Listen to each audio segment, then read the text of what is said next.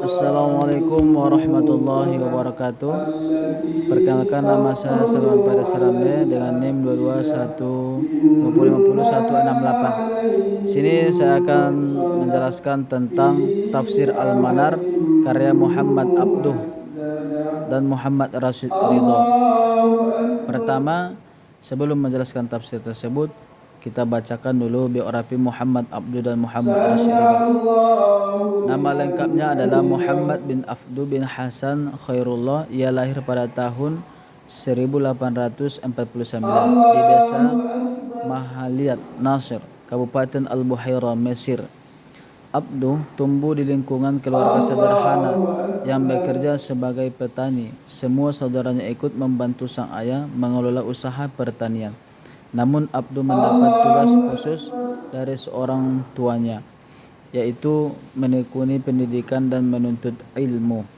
Pada mulanya, ayah Abduh mengirimnya ke Masjid Al-Mahdi di Tantoha untuk belajar tajwid Al-Quran. Namun setelah 2 tahun belajar, ia pulang ke desanya dan kembali bekerja sebagai petani seperti saudara-saudaranya.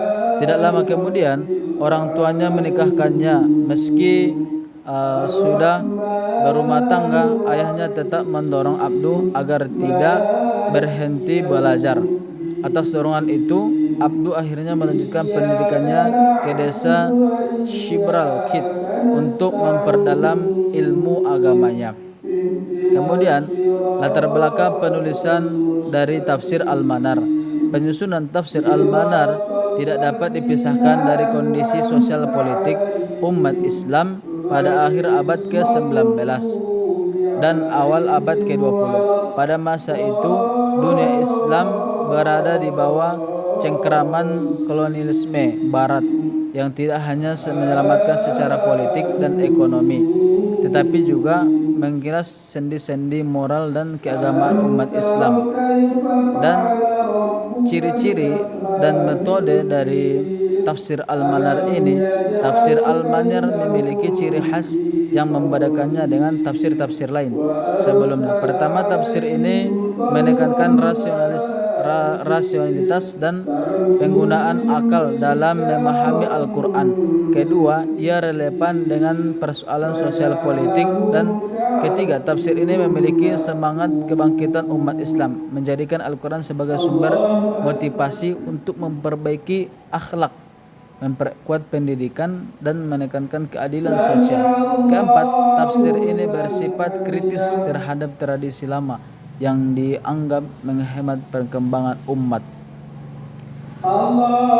Dan dari segi metode, tafsir Al-Manar menggunakan metode tahlili, di mana metode ini mencoba menguraikan dan menafsirkan ayat demi ayat dan surat demi surat yang diikuti kosakata dan penjelasannya, sehingga dalam penulisan dan penafsiran yang dilakukan dalam tafsir Al-Manar berurutan seperti pada Mushaf Utsmani dari Quran surah Al-Fatihah sampai akhir kajian tafsir yang ditulisnya Quran surah Yusuf ayat 53. Bentuk metode tahlili diambil adalah tafsir tahlili bir-ra'yi, dengan Muhammad Abduh dan Rashid Ridho mencoba menafsirkan ayat Al-Quran dengan ijtihad